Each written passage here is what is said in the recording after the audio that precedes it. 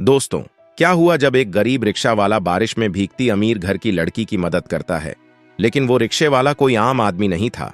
वह वो आदमी था जिसकी सच्चाई जानकर लड़की के होश उड़ गए। फिर ऐसा हुआ जिसकी कल्पना किसी ने नहीं की थी। शाम के 7 बजे थे, लेकिन शहर की सड़कों पर अंधेरा उतरने लगा था। बादल गरज रहे थे। बारिश की हल्की बूंदें हवा में तैर रही थीं। शहर के एक पॉश कैफे से एक सफेद कार बाहर निकली। BMW बेशक महंगी थी, लेकिन उसमें बैठी लड़की उससे भी ज्यादा कीमती लग रही थी। अवनी मल्होत्रा, उम्र 26, शहर के सबसे बड़े real estate tycoon Vikram Malhotra की बेटी। हर चीज उसके लिए आसान थी, पार्टी, पैसा, लाइमलाइट। लेकिन उस दिन कुछ अलग था। उसके दोस्त उसे अकेला छोड़ गए थे और ड्राइवर भी कहीं दूसरी गाड़ी लेने चला गया था। वो सड़क पर अकेली खड़ी थी, हील्स में, गीले कपड़ों में और पूरी तरह चिढ़ी हुई। फोन निकाला, लेकिन नेटवर्क गायब था। ऊबर भी नहीं चल रहा था। वो एक बंद दुकान की छत के नीचे खड़ी हो गई। बारिश तेज हो रही थी और तभी एक रिक्शा उसके सामने आकर रुका। मैडम, कहीं छोड़ दूं क्या? आवाज धीमी थी, लेकिन सीधी। अवनी ने ऊपर देखा। लड़का करीब 28 का होगा। नीली शर्ट, हल्की दाढ़ी और गीले बाल। चेहरा भला लग रहा था, लेकिन वो अवनी थी, अमीर बाप की लड़की। उसने नाक सिकोड़ कर कहा, नहीं चाहिए, मैं कैब बुक कर लूंगी। राज ने कुछ नहीं कहा, बस सिर हिलाया और जाने लगा। लेकिन तभी एक तेज बाइक आई। पानी उछाला और अवनी पूरी तरह भीग गई। उसकी चीख निकली और पैर फिसलते फिसलते बचे। राज वापस मुड़ा। यहां बैठ जाइए, बारिश रुकने तक कम से कम सूख तो जाएंगी। अवनी थोड़ी हिचकी, पर अब कोई चारा नहीं था। मजबूरी ने उसकी अकड़ तोड़ी। वो धीरे धीरे रिक्शा में बैठ गई। राज ने चुपचाप अपनी छत खींची और सामने की सीट पर बैठ गया। दोनों के बीच खामोशी थी। बारिश की आवाज दोनों को सुनाई दे रही थी, लेकिन किसी ने एक शब्द भी नहीं कहा। 2 मिनट, फिर 5, फिर 10। अवनी को समझ नहीं आ रहा था कि क्या ये अजनबी सच में मदद करना चाहता है या कोई चाल है। लेकिन राज ने न तो घूरा, न बात की, न ही कोई सवाल पूछा। इतने में उसकी रिक्शा के पास एक छोटा बच्चा भीगता हुआ आया और बोला, भैया, मां ने ये दिया था। राज ने चुपचाप खाने का डिब्बा लिया और कहा, जा, तू भी घर जाकर खाना खा लेना। बच्चा चला गया। अवनी ने पूछा, ये बच्चा कौन था? राज ने कहा, मेरे पड़ोस की आंटी का बेटा है, पति नहीं है उनके। मेरे ही ढोरे रहता है तो मैं उसको खाना खिला देता हूं। अवनी को जैसे खुद से नफरत होने लगी। वो जो अब तक लोगों को स्टेटस से तोलती आई थी, उसके सामने एक ऐसा इंसान खड़ा था जो बिना किसी कैमरे, बिना किसी क्रेडिट के मदद कर रहा था। बारिश धीमी हुई। अगर आप कहें तो आपको घर छोड़ देता हूं, राज ने फिर पूछा। अवनी चुपचाप सिर हिलाती है। रिक्शा चलता है। रास्ते में अवनी देखती है, ये वही रास्ता है जहां कभी उसकी नानी का घर हुआ करता था। अब वो जगह भी किसी बिल्डर ने खरीद ली थी। करीब 20 मिनट बाद, जब बारिश लगभग थम गई, राज एक छोटे से घर के सामने रिक्शा रोकता है। ये कहां ले आए? अवनी पूछती है। राज थोड़ा झिझकते हुए कहता है, मैडम, आपका फोन बंद है। आप भीग गई थीं, गाड़ी नहीं थी, सोचा चाय पी लें, सूख जाए, फिर निकल जाइएगा। अवनी को गुस्सा भी आता है, लेकिन उसका शरीर कांप रहा था। थकान, ठंड और तनाव सब एक साथ था। वो उतरती है और उसी वक्त उसके कदम घर के दरवाजे पर रुक जाते हैं। एक पुराना लकड़ी का दरवाजा, भीतर से हल्की रोशनी आ रही थी। राज दरवाजा खोलता है और अंदर जाने को कहता है। अवनी जैसे ही अंदर कदम रखती है, सामने दीवार पर एक पुरानी तस्वीर टंगी थी। अवनी की सांस रुक जाती है। वो आगे बढ़ती है, उस तस्वीर को ध्यान से देखती है। वो तस्वीर उसकी बचपन की थी। वो, उसकी मां और पीछे खड़ा एक आदमी, शायद कोई नौकर। लेकिन ये तस्वीर कभी घर से बाहर नहीं गई थी। अवनी ठिठक जाती है, पलटकर राज की तरफ देखती है। राज चुप है। अवनी की आंखें कांपती हैं और मन में सिर्फ एक सवाल गूंजता है, तुम कौन हो और मेरे घर की तस्वीर यहां कैसे आई? तस्वीर के सामने खड़ी अवनी की सांसें थमी हुई थीं, जैसे उसकी यादें किसी पुराने दरवाजे को खुद ब खुद खोल रही थीं। राज भी कुछ नहीं बोल रहा था। वो दरवाजा धीरे से बंद करता है और कमरे के कोने में खड़ा हो जाता है, जैसे खुद को उस पल से दूर करना चाहता हो। ये तस्वीर यहां कैसे है? अवनी ने शांत लेकिन कांपती आवाज में पूछा। राज ने सीधे उसकी आंखों में नहीं देखा, बस धीमे से बोला, कभी आपके घर में काम करता था कोई? शायद वहीं से आ गई होगी। उसने चाय के 2 कप रखे, एक उसके सामने, एक अपने लिए, फिर चुपचाप कमरे से बाहर निकल गया। अवनी की उंगलियां कप के हैंडल को छूती हैं, लेकिन निगाहें अब भी तस्वीर पर थीं। उसे याद आने लगा, बचपन में एक अंकल थे जो हमेशा उसकी मां की डांट सुनते थे, लेकिन फिर भी चुपचाप उसके लिए पेंसिल लाते थे, स्कूल ले जाते थे।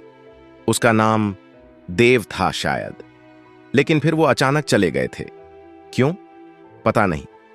अवनी ने चाय नहीं पी। वो उठी, बाहर आई, लेकिन राज अब कहीं नजर नहीं आया। अगली सुबह वो अपने ऑफिस में थी, मल्होत्रा बिल्डर्स के हेड ऑफिस में। उसके पापा विक्रम मीटिंग में थे।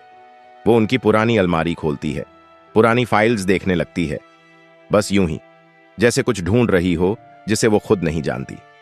तभी एक भूरे रंग की पुरानी फाइल उसके हाथ लगती है, धूल भरी, किनारों से मुड़ी हुई।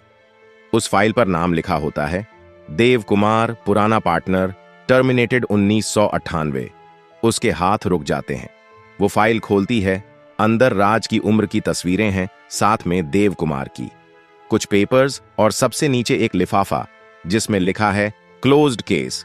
फ्रॉड क्लेम फाइल में दस्तखत हैं विक्रम मल्होत्रा के, और उसमें दर्ज है कि देव पर पैसे चोरी करने का आरोप था और उसे नौकरी से निकाल दिया गया। अवनी हैरान रह जाती है। उसे याद है, देव अंकल कभी भी झूठ नहीं बोलते थे। वो इतने शरीफ थे कि खुद की बात भी आंखों में डालकर नहीं कहते थे। तो क्या यह सच था या सिर्फ एक तरीका था उन्हें हटा देने का? उसकी उंगलियां कांप रही थीं।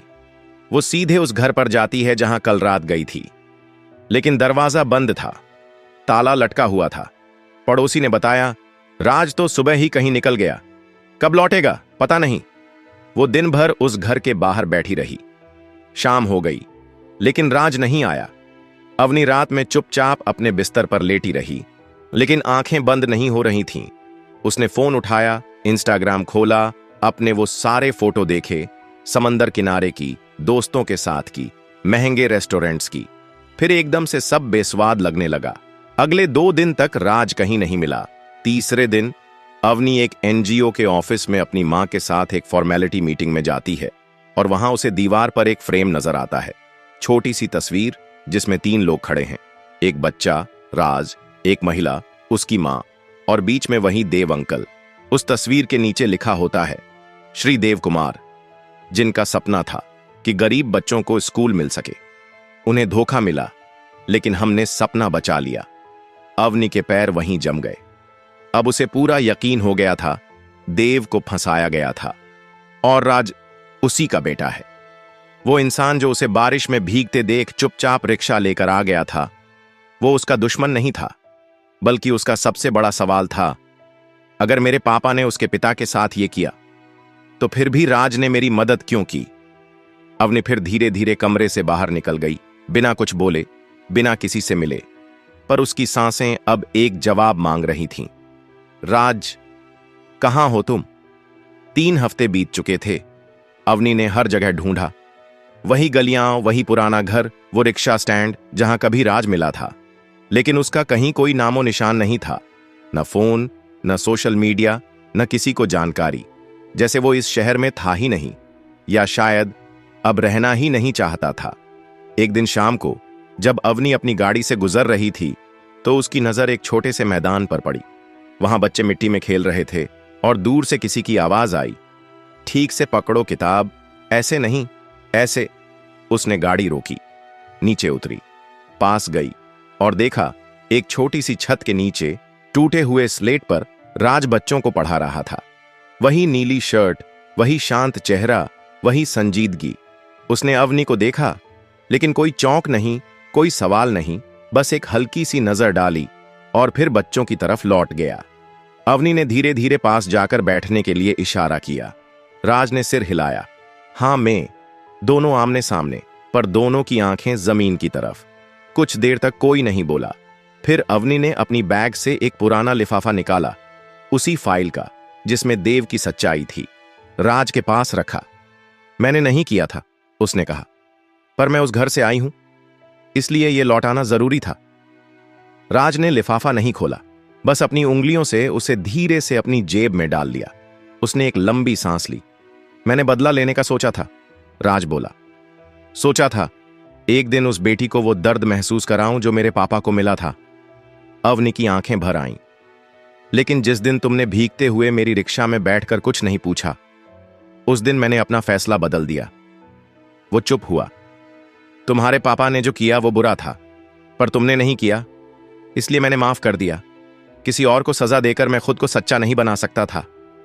अवनी की आंखों से आंसू बहने लगे।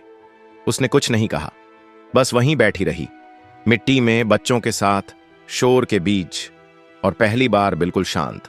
राज उठ खड़ा हुआ, बच्चों को बोला, अब क्लास खत्म, कल से फिर से मिलेंगे। अवनी भी उठी, लेकिन पीछे से कुछ पूछना चाहती थी। राज जाने लगा। क्या हम कभी? वो शब्दों के बीच रुक गई। राज पलटा नहीं, सिर्फ एक वाक्य बोला, मैं रिश्ता बनाना नहीं चाहता। जो मैंने बचाया है उसे टूटने नहीं दूंगा। वो चला गया, तेज नहीं लेकिन ठोस कदमों से। अवनी वहीं खड़ी रही। कोई विदाई नहीं, कोई वादा नहीं, बस एक सच्चा इंसान जो अपना दर्द लिए खुद को औरों के लिए जिंदा रखे हुए था।